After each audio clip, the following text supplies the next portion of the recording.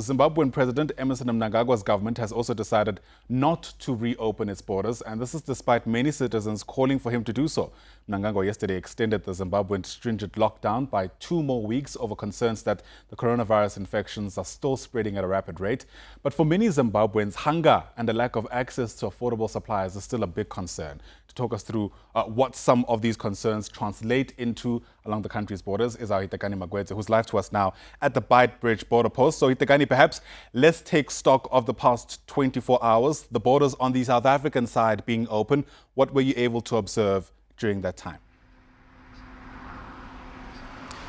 Well, the borders on the South African side have been open, but it doesn't really make much of a difference because the president of Zimbabwe, as you have said, Emerson Mnangagwa, has not opened the borders on the Zimbabwean side. But we have seen quite a number of trucks here, a lot more than usual, according to the truck drivers. There's a long queue of trucks, as we've seen similar scenes that we saw during the December season, where people and motorists spend days on end waiting to be processed through the Bridge border post. But the difference now, Ayanda, is that the traffic officers have been able to group this traffic. So there's a group of trucks that are just outside the Musina small town.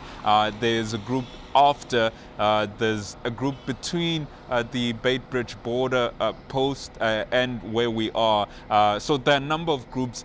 This is so that there is control of the traffic and easing into allowing the trucks to be processed and allowed passage through the Bridge border. So there's a little bit more concern, there's a little bit more management of the situation, but there is still concern from truck drivers that the process is not fast enough. We know that yesterday the Deputy Minister of Home Affairs, Jabulo Nzunza, said that the reason there is a slow processing of trucks is because on the Zimbabwean side, there is construction that is still going on, so they're not able to allow as fast processing of trucks as possible.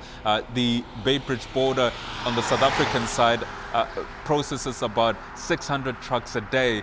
On the Zimbabwean side, it's a lot less. So there is that difficulty and backlog from the Zimbabwean side, Ayanda. Yeah, that's the situation with some of the vehicles that are involved. Speak us through travelers and their plight as they try crossing through the two countries. Well, travelers are not allowed to go through, although it's open on the South African side. Because it's not open on the Zimbabwean side, travelers are not allowed to go through. Only emergency services is allowed to go through, and some people who have permits. I must say, though, it's very important for us to paint the picture in terms of the impact of the extension of the lockdown. Although there is some easing of the lockdown, the curfew in Zimbabwe is between 8 p.m. and 5 a.m. There is no interprovincial or intercity travel, and schools remain closed. But there is also that concern about the lack of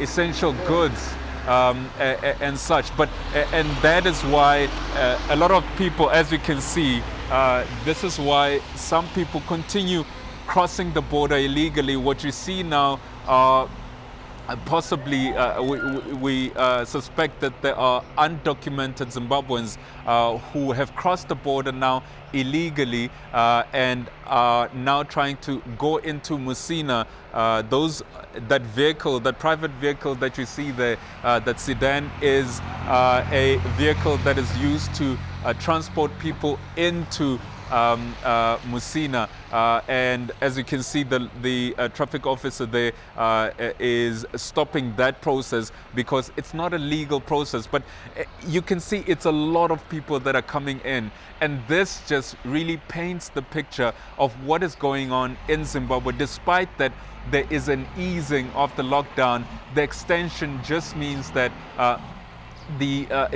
some of the businesses and the economy continues to be in strain, and therefore some of these people aren't able to do the normal work that they're able to, and access to food and essential goods remains difficult to find, and that's why we are seeing these pictures that you are seeing now, Ayanda. Yeah, and Yitekani, what's quite remarkable is the very casual way in which this is taking place. I mean, how often do you witness something like what we're seeing actually take place?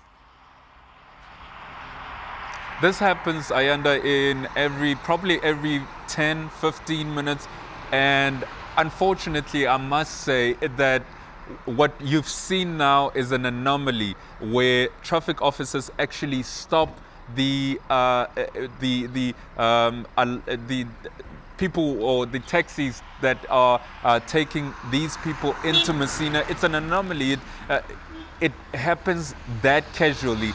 The fact that the taxi driver wanted to, allow those people into his car while he was seeing law enforcement authorities right there just tells you that it's a normal thing. They do it casually. Not far from here, about maybe 500 meters, is an army tent, and army cars passing around here. It's a normal thing that they continue doing this. There are footpaths inside this lush green bush that people use coming in. The footpaths are already defined in that because the people have been walking on this grass so many times, and every day, almost every day, there are footpaths that are already defined in the bushes. So this happens continuously, and although we see soldiers going inside the bushes and trying to stop this illegal transit, it's a little too much. I mean, we've said it before and we continue to say it. It does seem as though law enforcement authorities are inundated with a number of Zimbabweans or undocumented Zimbabweans that continue to come in. Although some are found and deported, we know that about 5 or 4 hours later, those same deported, undocumented foreign nationals will be coming back in. So it's a lot for law enforcement to take. But again, it really just emphasizes the situation that Zimbabwe is in. The difference, Ayanda, must point out between the last year's hard lockdown and right now is that it does seem as though buses and other kumbis and such are allowed to pass through the border into Zimbabwe. Those seem as though they're carrying luggage and food and resources for families of people who work in Johannesburg and other bigger cities in South Africa to send to their families in Zimbabwe to allow them to have some essential goods and food. Yitekani Magwetse, thanks very much for getting us that comprehensive picture of what's taking place at the Beitbridge border post. Appreciate that indeed. And in fact, what is quite remarkable is how we saw a group of people casually just seemingly coming into the country illegally in quite a choreographed manner, suggesting to us that this happens as more frequently as many people are willing to admit.